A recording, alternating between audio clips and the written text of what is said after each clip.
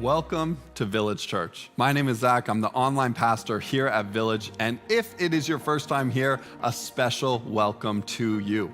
Now, one thing that we're about here at Village Church is serving and loving our cities and communities. We call this City Impact. And we've heard so many cool stories of community groups and individuals doing City Impact all over the world. And I would love to invite you into this, whether you're part of a community group and you have a mission, or you're just an individual with a specific passion to reach your city. I would love to come along and help you do just that. So the best way to do this is to go to thisisvillagechurch.com/connect with us. And I would love to connect with you.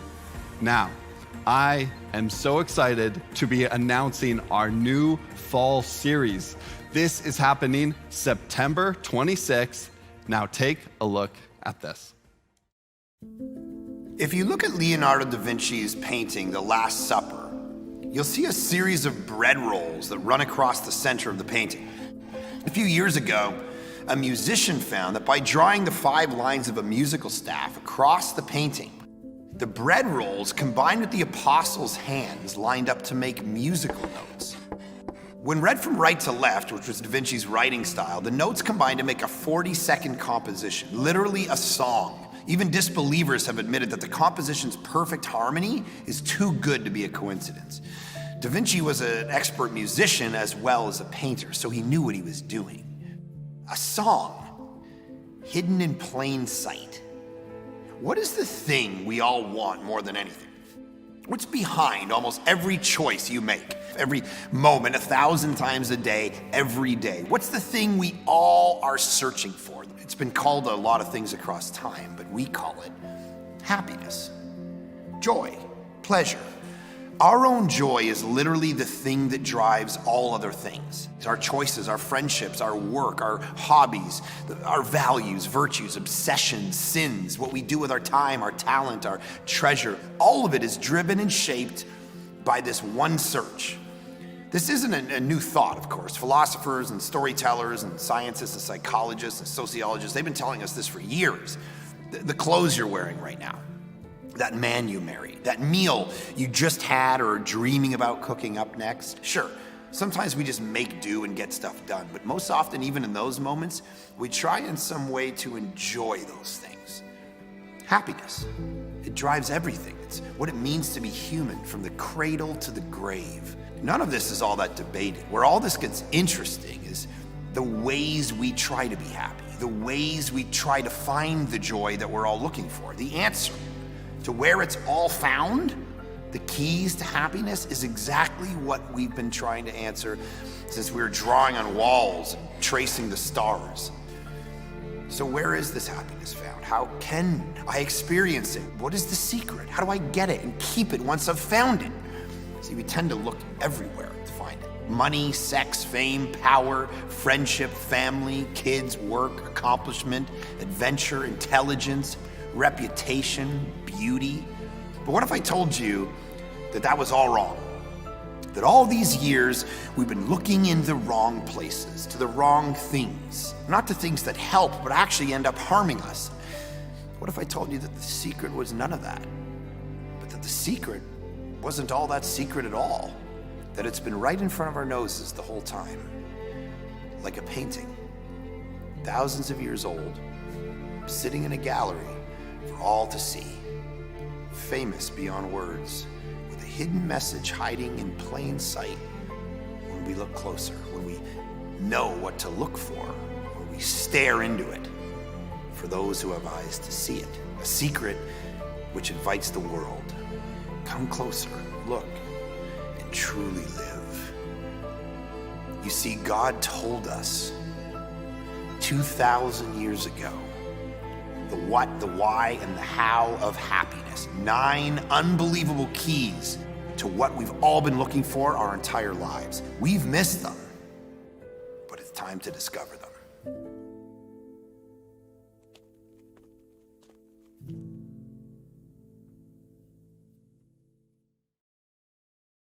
Nine keys to happiness. This series is going to be unbelievable. You are going to hear things that you have never heard before, and Mark is going to break down some amazing concepts. So join us for this 5-week series starting September 26th. Now, let's continue our service and worship together.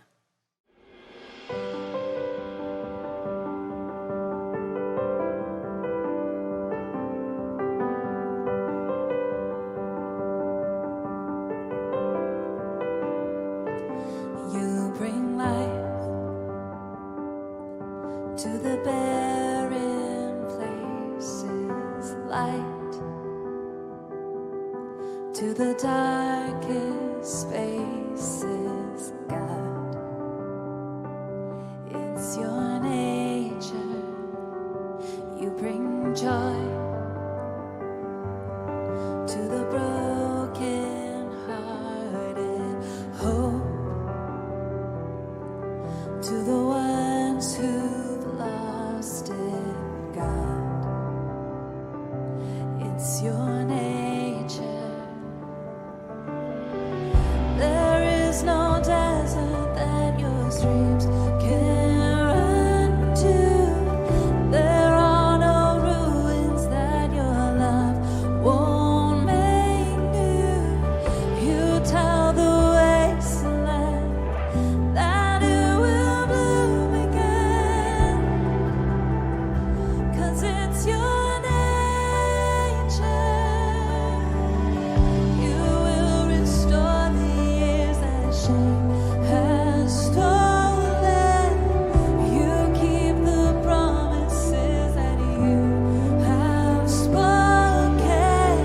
I know this wasteland will be whole again, 'cause it's your nature.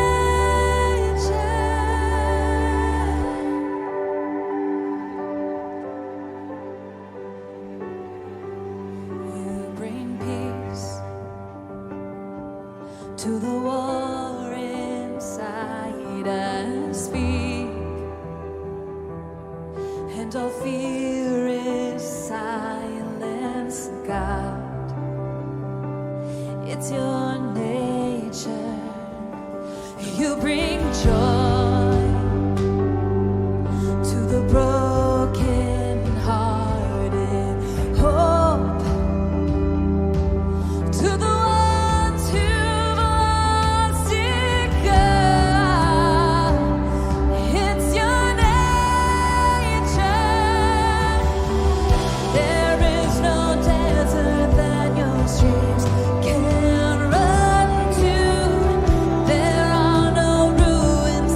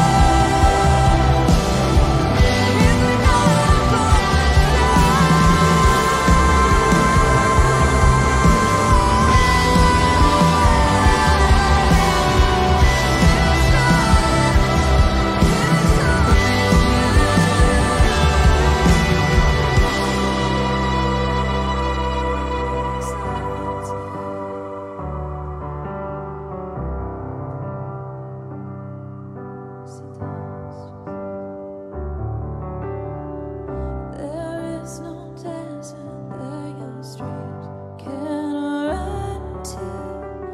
There are no ruins that your love won't make new.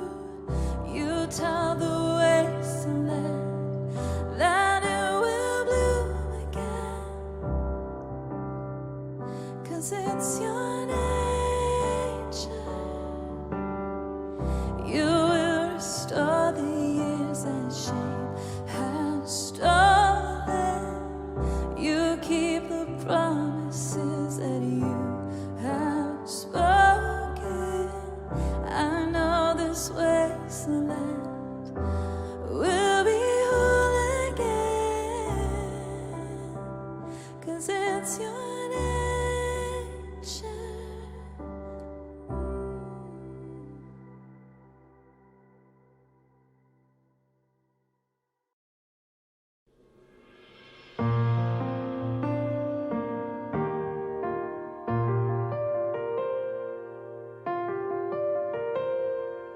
Underdressed, you justified me.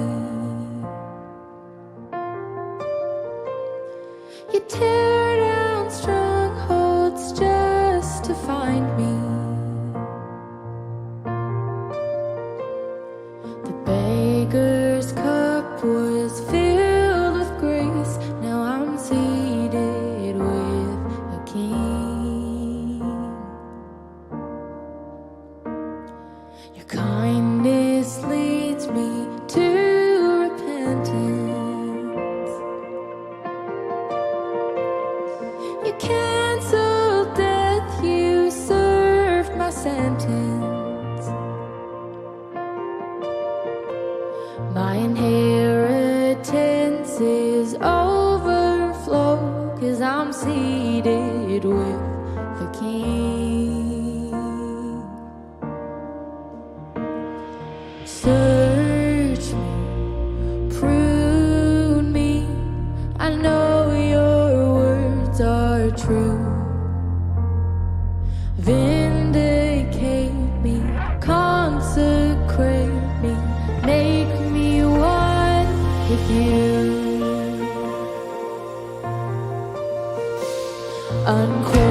Unqualified, you justified me. You tear down strongholds just to find me.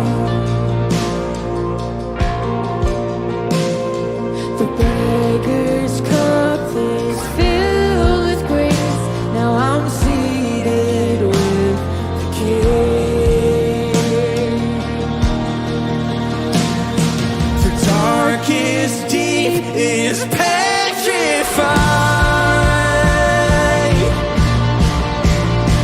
Oh, at the gates of Yahweh's eyes, the galaxies bow at your feet, but still you dine with me. Oh, I'm feasting with the King.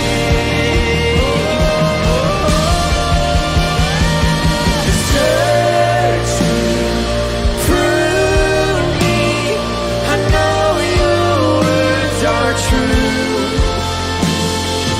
Vindicate me, consecrate me, make me one with you. Vindicate me, consecrate me, make me one with you.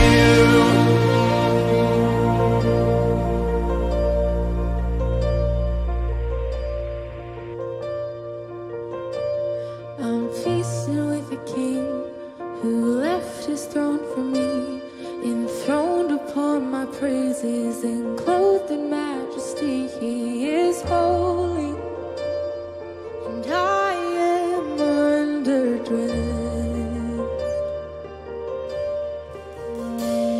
I'm feasting with the King who left his throne for me.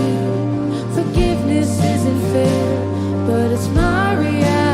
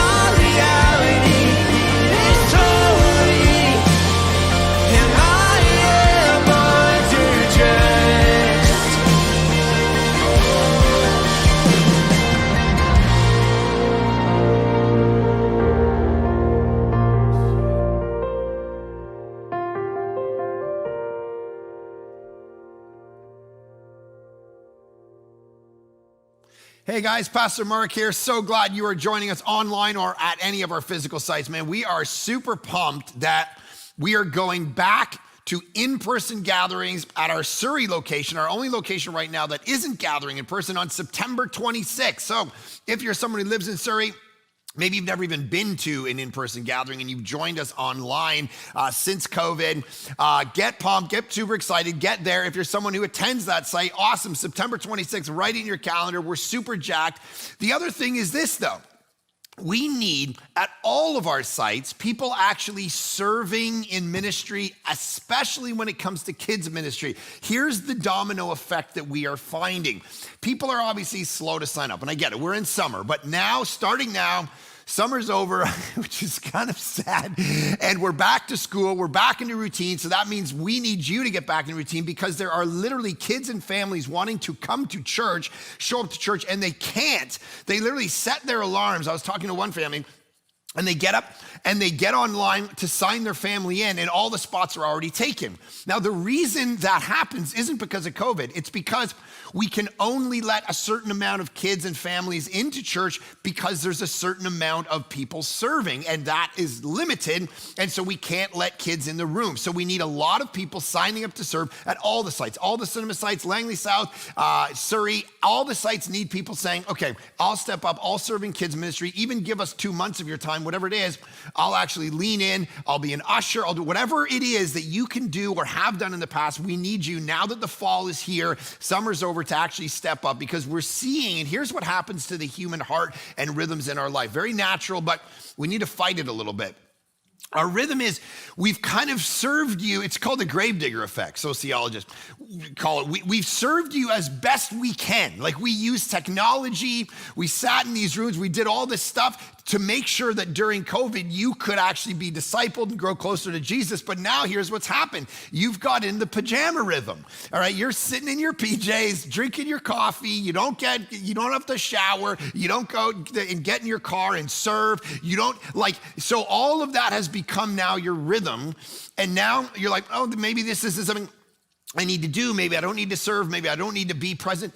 We actually need you to fight that a little bit, because we actually need people serving. So we've served you well. We've loved you well. Don't make us turn this off, all right? Because we actually need people to serve in our physical locations so that other people can actually be reached for Jesus. Families, kids, people of all ages and stages in life. And we're literally having to limit them showing up to church because we don't have enough people serving. So make sure you follow the links if you're watching this online. Make sure you're looking at the newsletters. We will give you links in order to serve. We need you to do that. That's the heart and spirit of Jesus. I mean, we're studying a book right now, the Gospel of John. If you got your Bibles, open it to John chapter 7. We're going to jump into the verses after what Chris finished last week. But we're moving toward a time in chapter 13 where Jesus is the one who literally shows leadership and mission by getting down and actually washing his disciples' feet.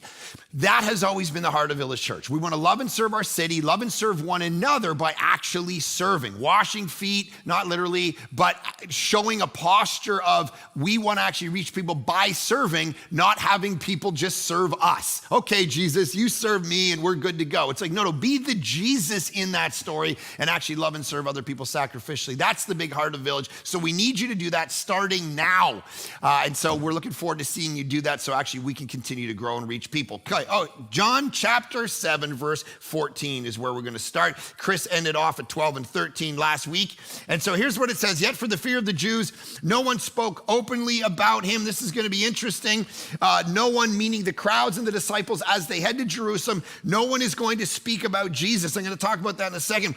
Verse 14, about the middle of the feast that he's talking about is, and there's a bunch of feasts that are talked about in the Gospel of John. The feast that we're talking about is what's called the Feast of Booths. All right, so there was 3 pilgrimages a year where Jews went to Jerusalem and they celebrated. This was one of them, the Feast of Booths. And what it represented was this idea. It was called Sukkot, and it was the Jewish holiday that celebrated the 40 years that Jews spent in the wilderness trying to get to the promised land, and God kind of helped them build these makeshift tabernacles so that they could exist for 40 years in the wilderness. And after they came out of Egypt, and it took them 40 years to get there. And so this was the celebration that they did every year where they came together and actually celebrated those 40 years. So this is what we're talking about. They're in the temple. Now the temple represented both God's presence and the forgiveness of sins. That's the place where both those things happen. And here's Jesus going there to upstage both of those things, which is beautiful because we as Christians understand that in Jesus Christ, that's where we get the presence of God. And in Jesus Christ, that's where we get the forgiveness of sins. So he does this. He's always kind of hovering around the temple in John to make these huge theological statements, to change the theological vision of Israel in the world about what access to God and what forgiveness of sins actually looks like. It's beautiful because they live in a super symbolic culture, even more symbolic than the one we live in. And so sometimes it's hard to understand. Like I was watching a documentary on 9/11. Of course, we're in the 20-year anniversary of 9/11 as we sit here. And the reality is like, why did these people from the Middle East take out the World Trade Center, the Pentagon, supposedly one maybe going toward the White House? What are those moves? Those are symbolic moves. The two towers are the symbolism of world trade and economy and Western civilization and all of that. And then the Pentagon is this defense and the war and the army. These aren't just like, okay, what's the most populated places and let's go hit those so we can do the most amount of damage and kill the most amount of people. They were symbols. And so the Middle Eastern culture is super symbolic. Everything they do has symbols.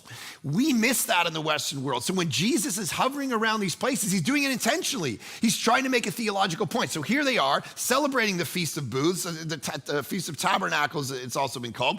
They're all hanging out. It's like New Year's Eve in New York City, Times Square. It's jacked up. It's like people are wearing t-shirts and bands are playing. I mean, it's like a Christian conference. I don't know if you've ever been to a Christian like musical conference or like a huge like a celebration. Everyone's walking around. I went to one a few years ago, and it was like people were wearing like Guns and Moses t-shirts, this kind of stuff, right? It's like you got a lot of like the fish on the back of the cars, like in the parking lot, and everyone's kind of talking about Petra or whatever. I don't even know what that is. But it's like everyone's jacked up. Everyone's talking about this kind of stuff. It was a festival where Christians were gathered, and there's this rumor afoot that like they're trading out their Bibleopoly pieces and waiting and there's a rumor afoot.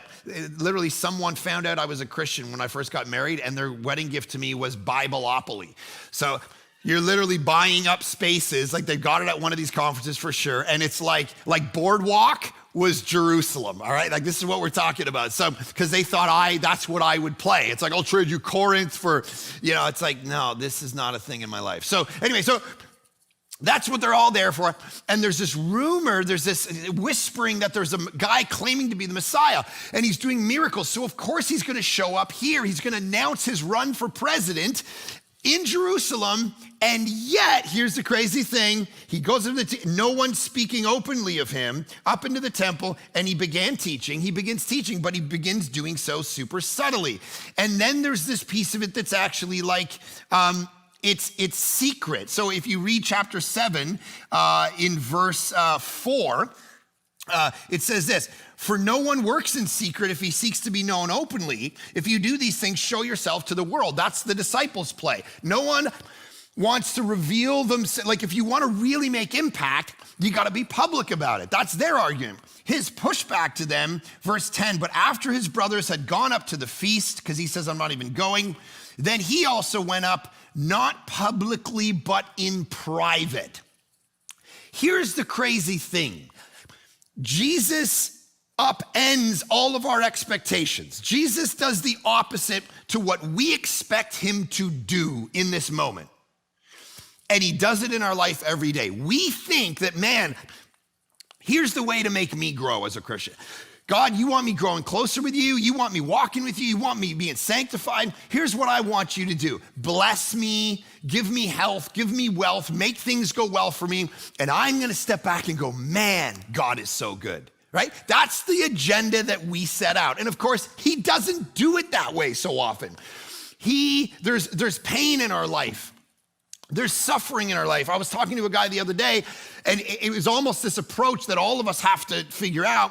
It's like, when those times come in our life, are we recognizing it as this is what God's doing in my life, or are we recognizing it as I don't want to believe in God anymore? I was talking to a guy with pancreatic problems the other day, young guy, dealt with it. His wife was dealing with health issues, and he looked at me and he said, I know this sounds really bizarre, but the intimacy I have with Christ now, I wouldn't want to have that taken out of my life for anything. And I'm like, what do you, this is kind of what the Bible does. It's like this interesting world where if you're going to a church and people believe that suffering is always, it's never the plan of God in your life, run. Because there's people who really think that. They go, oh, you can't even say disease out loud because that means you're gonna invite the disease in your life. Listen, that's like witchcraft. That's not Bible, all right? You look to anybody in the Bible who's the center of the story. There's pain, there's suffering. Go to Job, go to Joseph, go to Jesus, go to Paul, go to Peter, go to the early church. Suffering, in order to create in them, Paul argues in Romans 5, a kind of perseverance, a kind of character in their life. So here's Jesus doing things in ways that we wouldn't necessarily do them, but this is what he does. He upends all of our expectations. This is what theologians call the upside down kingdom. Jesus does things in an upside down way to such a point where all the people that, and this is what Jesus' ministry does, all the people that you thought were in are out. And all the people you thought were out were in. This is why everyone's confused about Jesus. This is what I love. He's like the liberals didn't like him because they were like, you take the Bible literally. You teach that there was a literal Adam and Eve, a literal marriage, literal male and female, literal resurrection, literal marriage, literal miracles. We don't believe in any. Get out of here, Jesus. You're too literal for us. You're too conservative for us. And then the conservatives didn't like Jesus because he's partied too much and they called him a drunkard. And he hangs out and he's having too much fun and he loves the poor too much. Don't you know if the poor just work a little harder, their situation will get figured out? He's a socialist. He's a communist. And everyone hated Jesus because of all this. They're freaking out. And here's the best part about, I love this. This is great for us today. When he has an opportunity to do all this, he shows up in private and he doesn't correct the misinformation for a minute. When he has an opportunity to correct and clarify and make clear what he thinks about everything, he doesn't. And it blows our mind because we realize that it wasn't necessarily his calling to change every social structure, to make everything clear for everybody all the time about what. Now, of course, there's implications, but half the stuff we're talking about today, Jesus isn't super clear about, which is a beautiful image because, man, I try my hard in this cultural moment right now to do my best to be like Jesus in this way because people direct message me every day. Mark, you need to lead, you need to be a voice in this. Why aren't you speaking about this and that and sermons and blogs and videos against these people or those people? And I'm struggling in a sense because I do have an opinion about everything that's going on right now, but my main task for you right now in this moment is to actually try to reach people on both sides of all of these issues with the gospel of Jesus. That's my main calling as a pastor, as a preacher and a teacher. Because if I was to just choose a side every single time and clarify what I think about every single issue, then I just become a political pundit and I lose the other side. And my main goal is to reach people with the gospel of Jesus so they go to heaven when they die and not hell, and they have a life where they're given eternal life and joy and peace in the present, not that they believe with my political views on some temporal issues that in time will pass, will evolve. Of course, Jesus, the teachings of the New Testament, teachings of Jesus, my own understanding of reading out of all this stuff for the last 20 years, it's like, I got ideas about how all this should go down. I have opinions, but what is my job right now? To not clarify on every single issue that comes across my plate. That's the idea. And here's the complicated nature of Christianity, guys. And this is something that hit me this week. And I think it's something we all got to really think about. Sometimes we as Christians are supposed to do this and not that. And sometimes we're supposed to do that and not this. And here's the other complicated reality that's going to blow our mind. You ready for this? Because this is not sitting comfortably. This will not sit comfortably with most of us. Sometimes some of us are supposed to do this, and some of us are supposed to do that, and that's okay. Now, before you're like, what do you mean? My black and white boxes are getting all screwed up here. Listen, you go back through church history and you understand over 2,000 years, there are different streams, and Christians believe different things about different realities. And so when we say Christians are supposed to do X, what do we mean by that? Lutherans or Catholics? What do you mean, Anabaptists or Pentecostals? Baptists themselves, Protestants?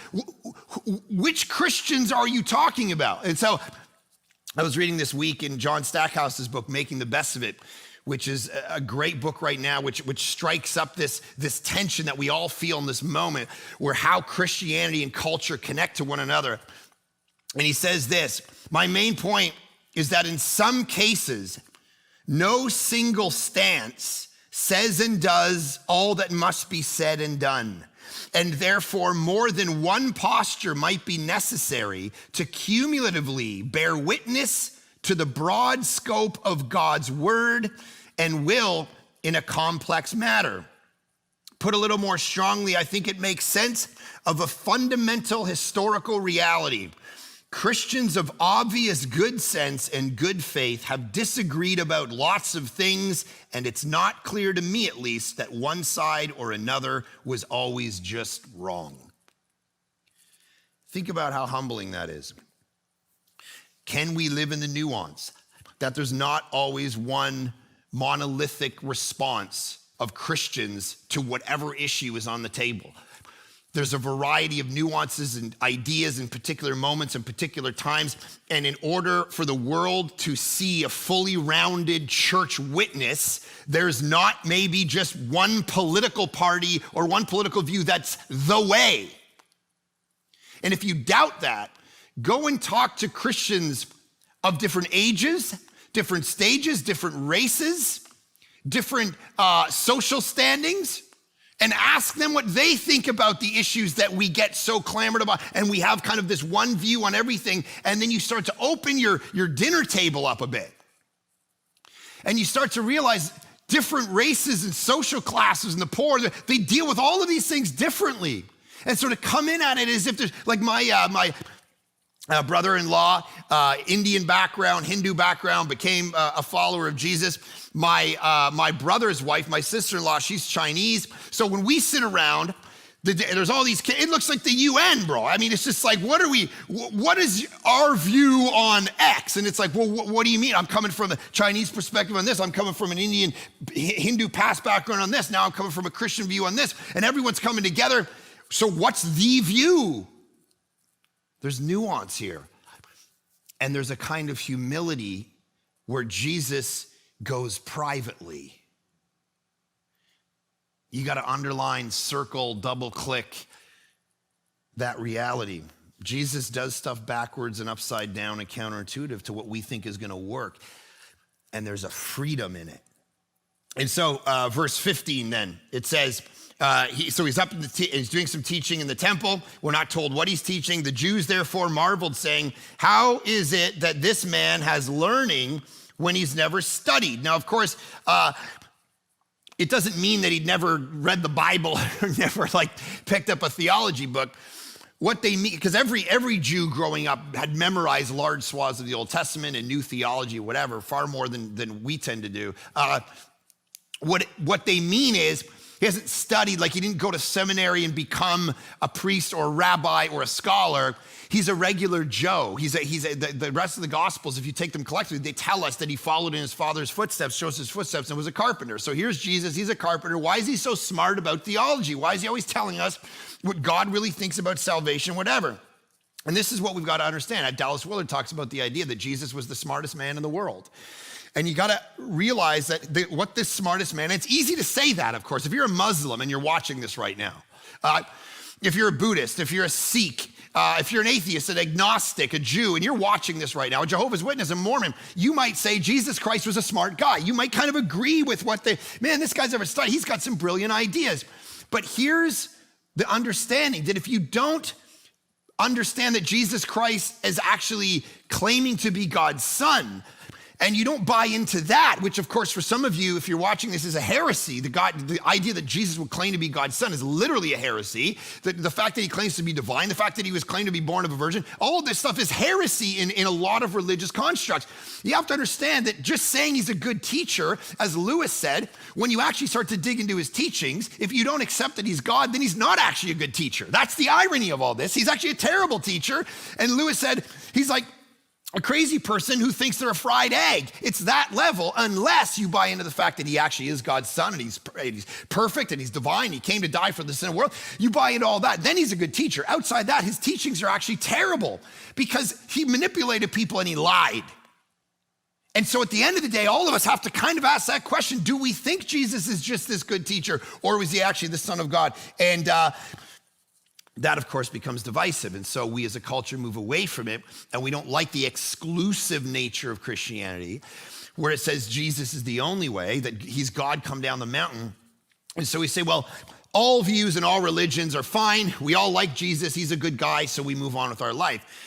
But the problem with that is that's not what any actual other religion thinks, right? Tim Keller talks about this in his book, The Reason for God, doing a church in New York City. He says, I was once invited to be the Christian representative in a panel discussion at a local college along with a Jewish rabbi and a Muslim imam. The panelists were asked to discuss the differences among religions. The conversation was courteous, intelligent, and respectful in tone.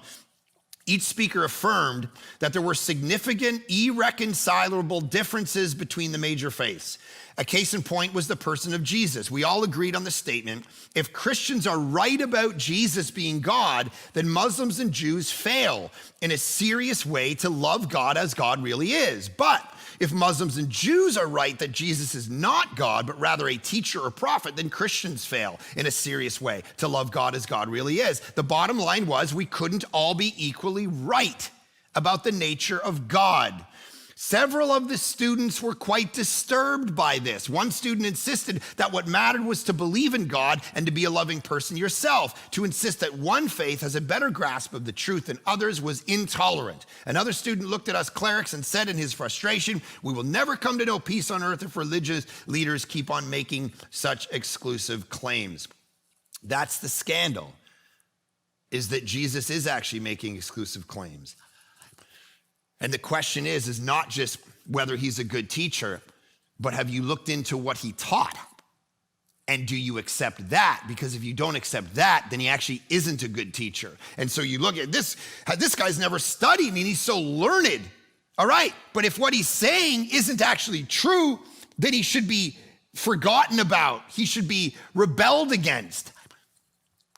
But if it is true, then we need to accept him as more than a teacher. That's the tension. And the beautiful thing here is they push back. He's never studied.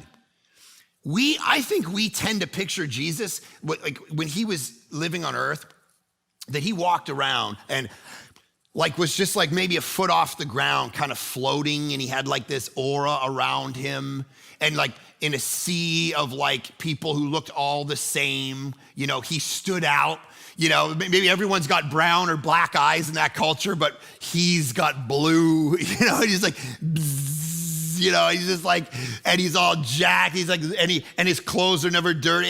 And it'd be like just looking, going, oh, there's Jesus in a crowd of 5,000. We totally can tell. And we kind of been fed those images. And of course, if he was like that, then no one would question him.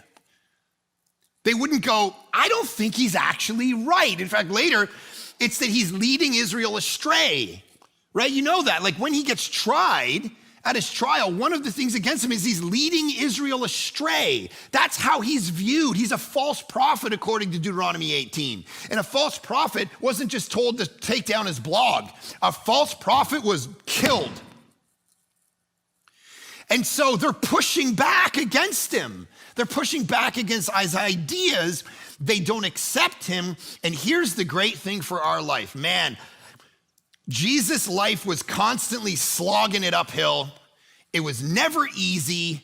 And that's the beautiful part where Jesus exemplifies for us discipleship. He always had resistance. And you and I got to understand,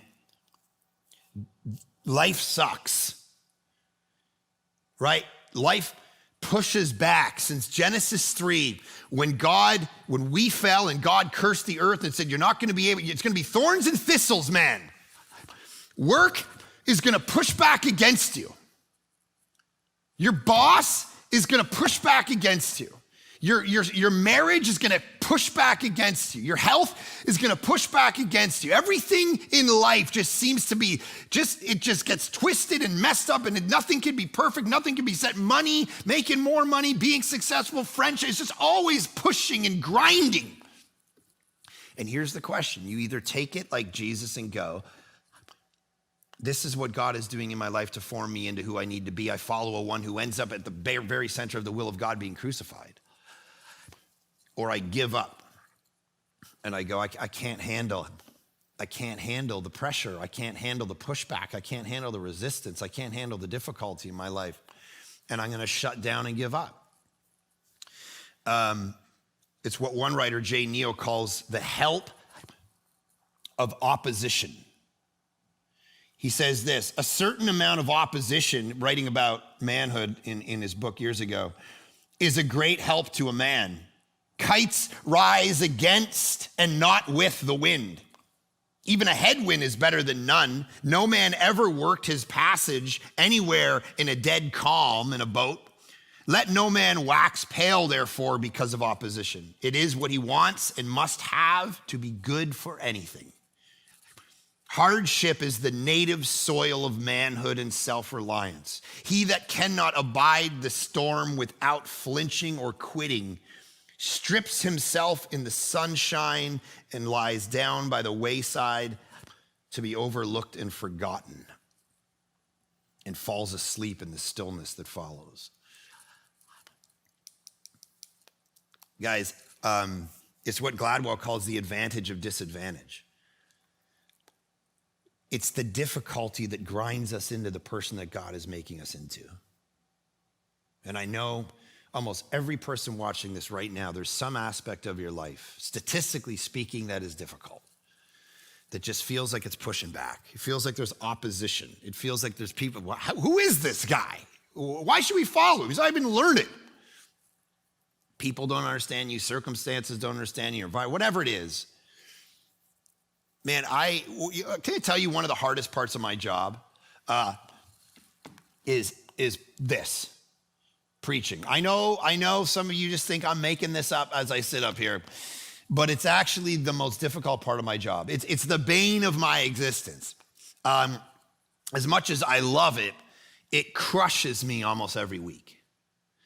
The study, the mindset, the commentaries, but then there's the every Friday writing it out, and every Saturday getting into my office at 5 p.m. every single Saturday for 11 years and having I'm a social person. I got my friends texting me, we're at a party, and they're taking pictures of themselves.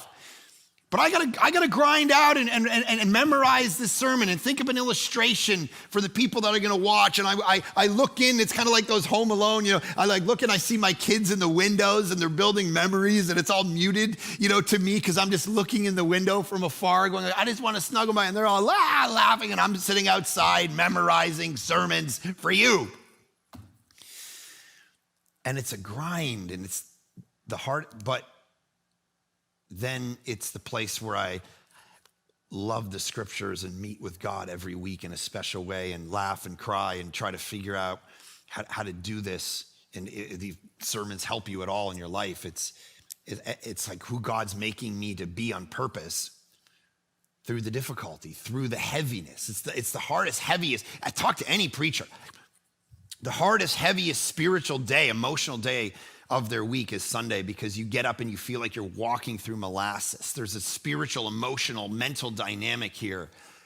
But then you see the fruit of what you do for yourself and others, and you realize it is in that grind.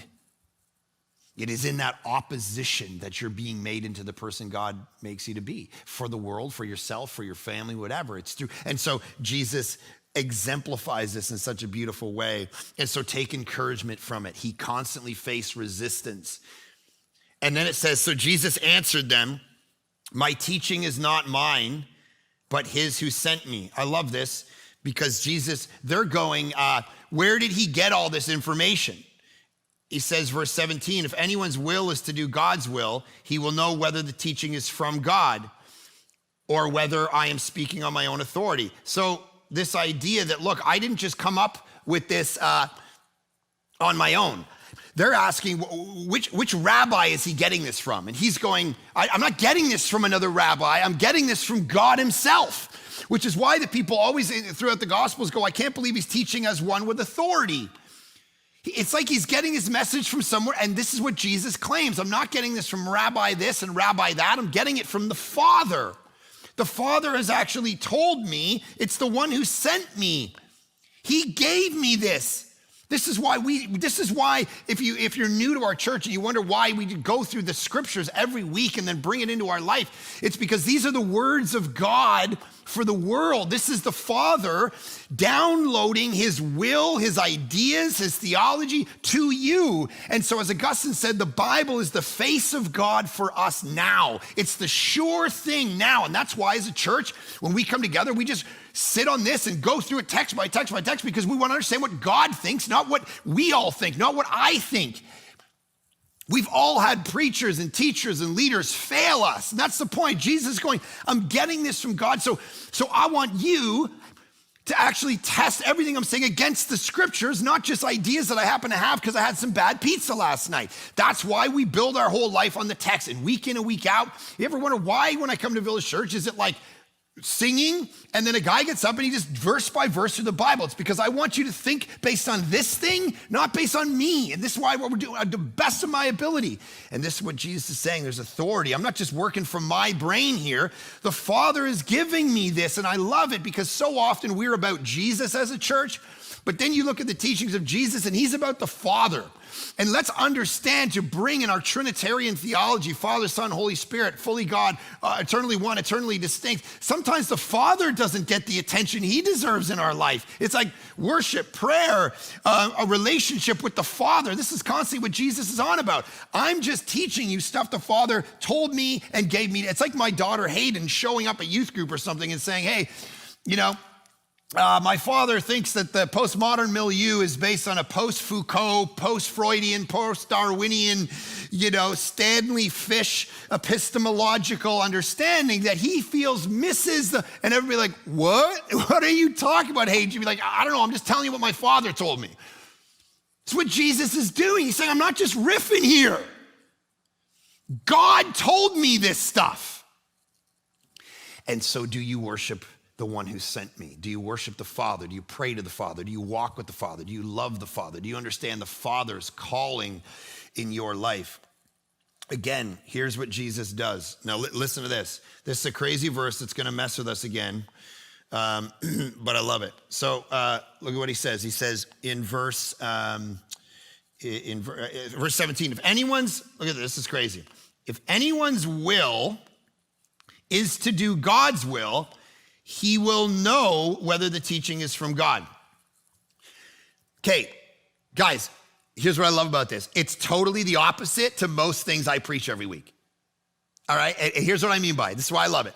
What we tend to say is if someone is going to ultimately do the will of God, right, in their life, if they're gonna, live a Christian life, then the first thing upstream that they need to do is know God. They need to think right. And so they need to, understand the gospel and understand the Bible and understand the view. And then when they give their life to Jesus, then one day they will start to kind of act and follow the ways of Jesus and be obedient. But what he just said flipped it. And he said, you will know if your will is to actually do God's will. If you want to obey God, then you will start to do that, and you will then come to know. It's like when people talk about fake it till you make it. It's like you actually do some practice in a certain rhythm and pattern of life, and over time that starts to actually shape your affections to do the will of God in your life. He flips the order, and it's a beautiful thing because here's what he's doing. He's saying, I want people not just to believe some stuff, but to obey some stuff, socially, morally, understanding that God has this desire in your life. And the Christian life is not just about believing some doctrines, it's actually living out the Christian life. You're submitting to God's will, he says. There's God's will, and you don't just get to believe in a bunch of doctrine, you actually have to do the will of God. Now, over and over and over again, Jesus talks about this in his teachings, and the New Testament talks about it. So we rarely talk about it. Let me just show you a couple. Matthew chapter 7, not everyone who says to me, Lord, Lord, will enter the kingdom of heaven, but the one who does the will of the Father, right? Pretty big idea. And then he says, I appeal to you, brothers, by the mercies of God, this is Romans chapter 12, to present your bodies as a living sacrifice, holy and acceptable, which is your spiritual worship. Do not be conformed to this world, but be transformed by the renewing of your mind, that by the testing you may discern what is the will of God. All right, that's Romans 12. 1 John chapter 2. And the world is passing away along with its desires, but whoever does the will of God abides forever. I'll give you one more. The one who speaks on his own authority seeks his own glory, but the one who seeks the glory of him who sent him is true, and in him there is no falsehood. So there's this idea that the will of God is actually the thing that we need to follow. We need to figure out how to follow it, and then our affections will actually follow that, and we'll actually start to know God. Now, here's the problem. How do we know what the will of God is? This is where the confusion comes in our life. And I want to try to free you from some of that confusion. Now, here's what I mean. I'll give you an illustration. So during COVID lockdown, there was these moments of different rules going on that the government was kind of laying out, right? So there was like, you can do this, and then you can have 6 people, you're safe 6, and then you could have the 30, and then you could hang out with them inside, then you could hang out with them outside. And it was one of these moments where we think we're in this moment where people could come into our house and hang out and do all, and so, but 6 people only. And so we had these 6 people, and we had this meal, and we went through kind of the Seder meal. It was actually it was April Fool's Day. It was Easter. So we got together for Easter and did like this kind of Jesus is the fulfillment of the Seder meal. Went through all these steps, and it's kids and this family. It was beautiful. All the kids go upstairs. Adults are hanging around my living room after, just the 2 couple, myself and one other couple. And we're hanging out, and the kids are upstairs making a movie or something. And the phone rings in my house, the house phone, which is like, I didn't even know we had one, but the phone rings off the wall. I'm like, what's happening? So I pick up the phone, I say, hello. And they say, hey, it's the RCMP. And I'm like, uh-oh. And now I'm like, oh, there's some neighbor who's probably called the cops on us because we have these people over, right? So now it's like, oh my goodness, what's happening? And they're like, hey, just wondering everything's okay now. Yeah, everything's great now. Okay. How you feeling tonight, sir? Feeling great. How are you feeling? Great. We're just going to send a car over to check on you. I'm like, what do you mean? They're like, well, we've had a call from inside the house. And I'm like, okay. And I'm not even sure I hung up the phone, all right? I threw the phone and then ran upstairs, and all the kids are in this room, they're shooting this movie, and I'm like, leave now, because I don't know the rules at this moment. I'm like, oh my goodness, the cop's gonna come, this family's not allowed to be here. And I just go into the room, and the kids are, I'm like, everyone leave now. And they're like, bah, and they all started to laugh and said, ha, happy April Fool's Day. And I'm like, no, you idiots. Leave now, the cops are coming. And they're like, bah, happy April Fool's Day. I'm like, oh my goodness. So now the other parents are like, what are you doing? And I'm like, you gotta get out of here. I don't know what the rules are, but you're in my house. We're gonna get arrested. We're gonna get thrown in jail. We're gonna get whatever. And so we gotta get out. So they're like, get out of here. And one of the kids is dressed up in one of my shirts because they're shooting a movie. He rips my shirt off and he just throws it. And so you got this whole family running down our cul-de-sac to where the one kid doesn't have a shirt on. They're all screaming about April Fool's Day. They all get in the car and they just take off.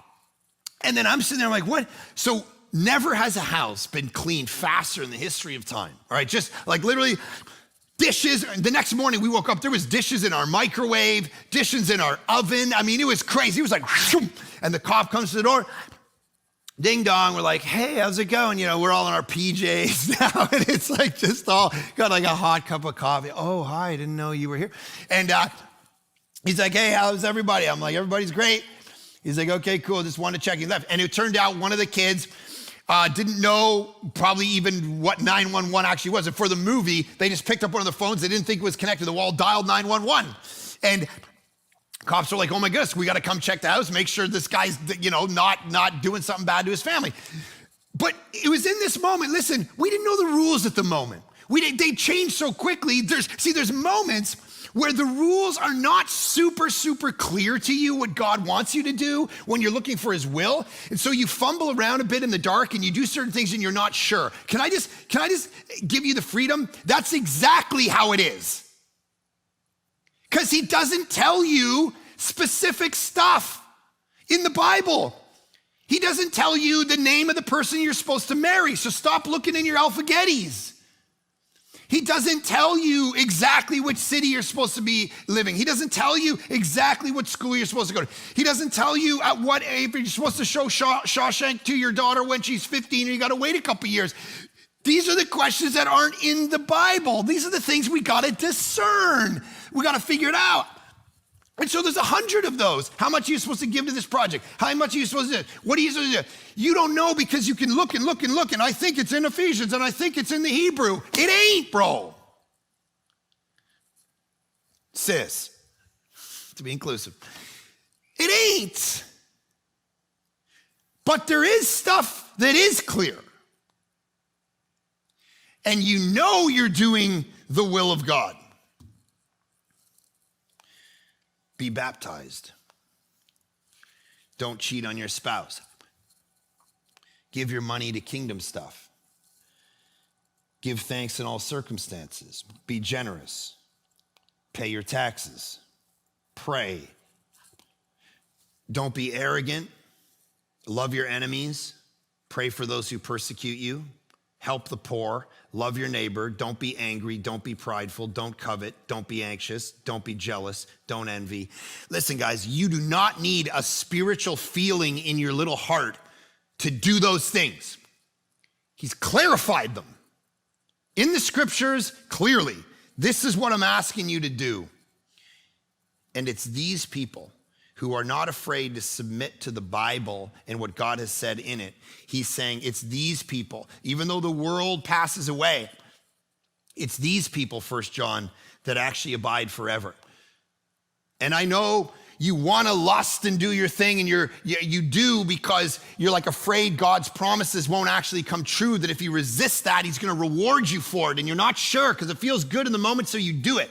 And you do the same with greed, and you do the same with shopping, you do the same with pride, you do the same with arrogance. You're just not sure God's actually gonna show up and do the promises thing. And so you just do that thing and you're trying to figure it out. And then the church or people teaching the Bible or whatever tell you this is probably what you need to do with your life. And you don't really wanna do that thing. So then you just go, well, I don't like what the church thinks about this. And I don't like what the Bible says about this. And that was ancient and I don't wanna follow it anymore. And this is all our discernment process of what is the will of God for my life and how do I do it? And we push back. N.T. Wright says this: people often accuse Christians of advancing their own ideas rather than God's when the people concerned don't really want to hear what God has to say to them. Blaming the church is a convenient way of ignoring God's costly and demanding call on your life. That's what he's saying. And then he says, the end of this text in John chapter 7, the one who speaks on his own authority seeks his own glory, but the one who seeks glory of him who sent him is true. There's only two kinds of people in the world. You seek your own glory or the Father's glory, and in him there is no falsehood. Has not Moses given you the law? Look at this. Yet none of you keeps the law. Can I just land this here? Galatians 3 says the same thing. The law gives life, but no one can actually succeed at keeping it perfectly. So that's why Jesus had to come and die. There's a kind of humility. No one keeps it perfectly. There's a kind of beauty and humility that comes out of that because now religion doesn't get to crush you. Because as Jesus says here, you can't keep the law perfectly without Jesus. And so when we start to understand about our own life, we understand that we're sinful. Let Jesus tell you right now, you've not ever been perfect at keeping the law. There's a sin in your life that needs to be dealt with. There's the reason you are who you are, it's not just your parents' problem and fault. It's not just your teacher. It's not education. It's not the systems. It's not the politician. It's you. There's something in you that's sinful, and you can't ever be a perfect person. How many counseling sessions have I done with people where the wife or the husband will come in and just slay the other one with their list of ways that they're wrong, and how quickly I look at them and say, really, and you have no part in this? You ever looked in the mirror? And usually that's our last session. Because maybe part of it's your problem. Problem is we view ourselves the opposite of what Jesus just said here. We view ourselves as good.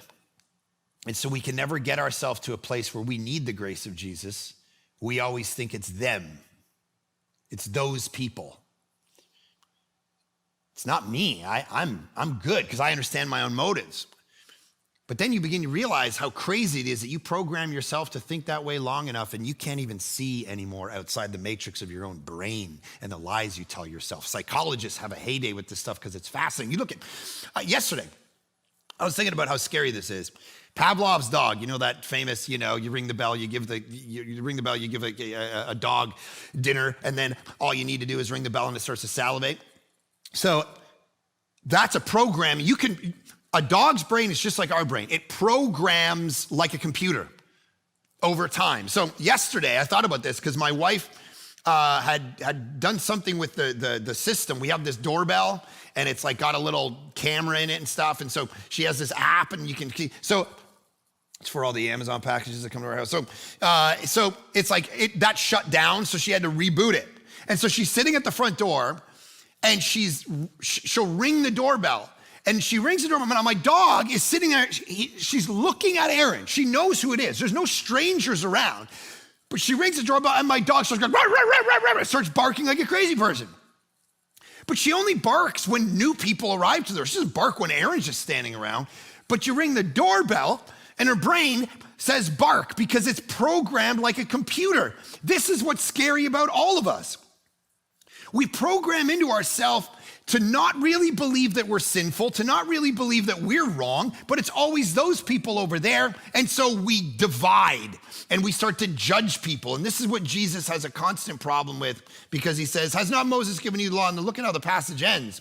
He says, do not, verse 24, do not judge by appearances, but judge with right judgment.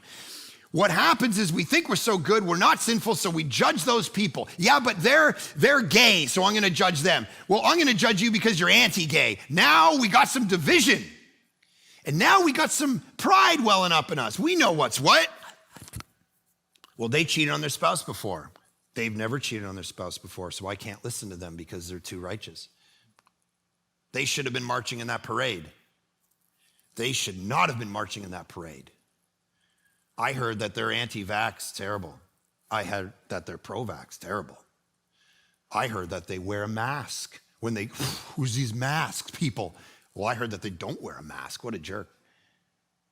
And all of a sudden, we justify and divide and divide. I had people send me an email telling YouTube videos saying, if you're a real pastor, you'll preach this. And it's like, when do I show up to your workplace and tell you how to do your job?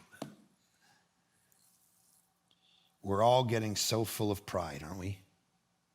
Thinking our team is right, telling each other they're wrong, they're right. Election season just gets worse. They're right, they're wrong.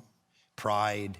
I had a guy, there was a guy interested in joining one of our sites that we're launching in one of the cities. And there was a picture that was posted to me like a year ago, and I was wearing these shoes. Okay, check this out, okay?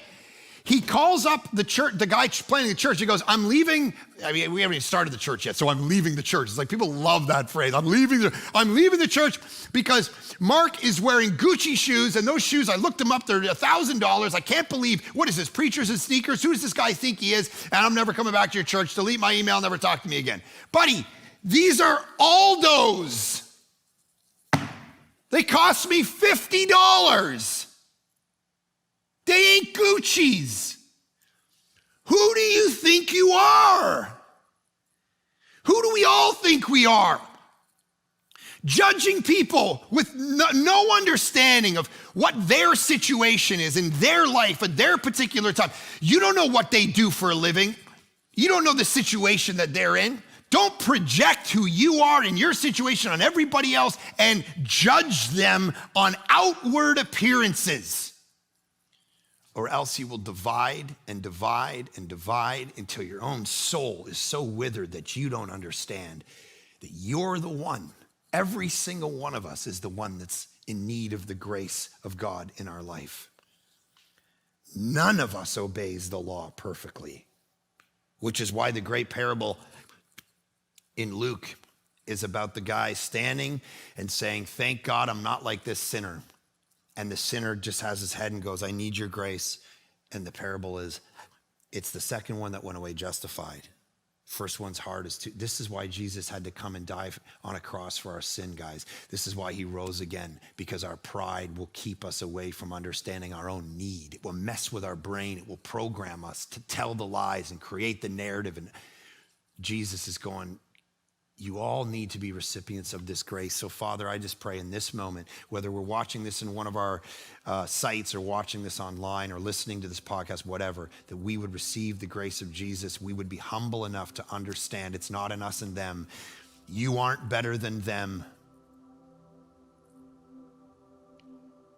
We all have blind spots that we need to be self-aware of. Lord, show us those things and let us walk in humility, because none of us can fulfill the law of God perfectly, and that's why you sent Jesus. Let that create in us that understanding of our own sinfulness, the understanding of our proclivity to not get information right all the time, that there'd be a humility in all of it, that we would walk out of a place of understanding the beautiful reality that even though we don't have it right every time, in every way, you forgive us and choose to use us anyway. It's crazy, and let us extend that same grace to other people. In Jesus' great name we pray, amen. The head that once was crowned with thorns is crowned with glory now. The Savior knelt to wash our feet. Now at his feet we bow.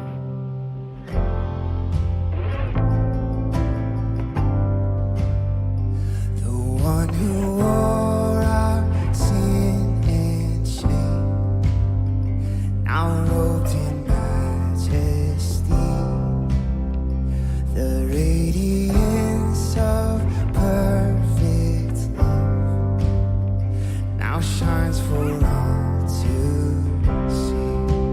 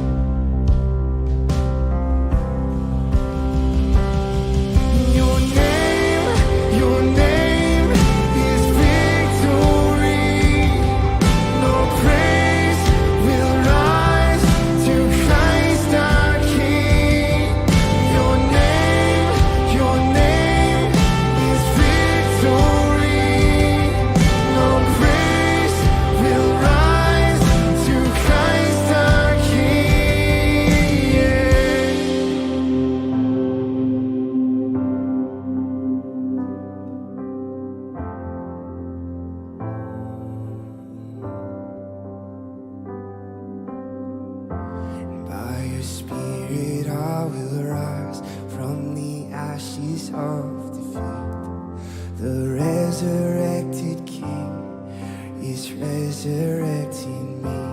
In your name I come alive to declare your victory. The resurrected King is resurrecting me. By your Spirit I will rise from the ashes of defeat. The resurrected King is resurrecting me. In your name I come alive to declare your victory. The resurrected King is resurrecting me. By your Spirit I will rise from the ashes of defeat. The resurrected King is resurrecting me. In your name I come alive to declare your victory. The resurrected King is resurrecting me.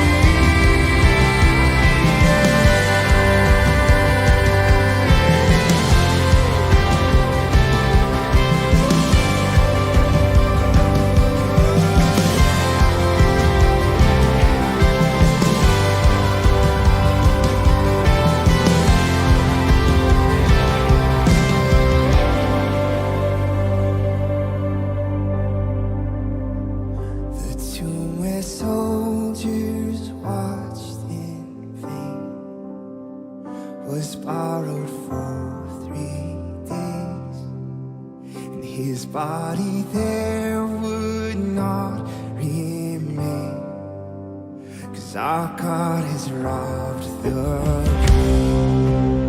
'Cause our God has robbed the grave.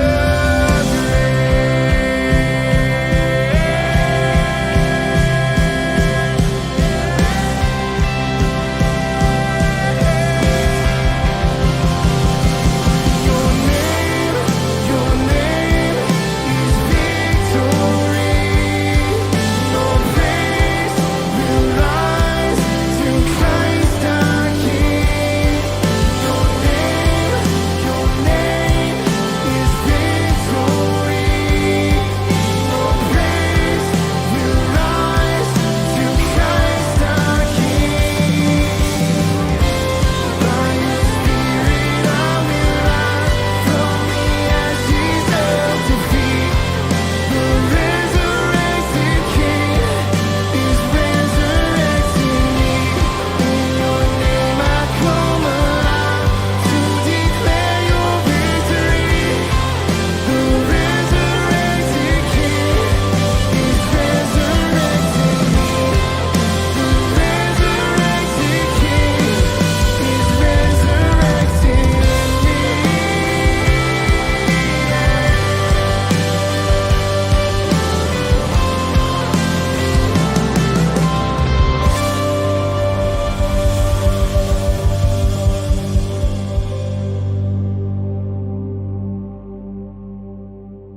Jesus changes everything.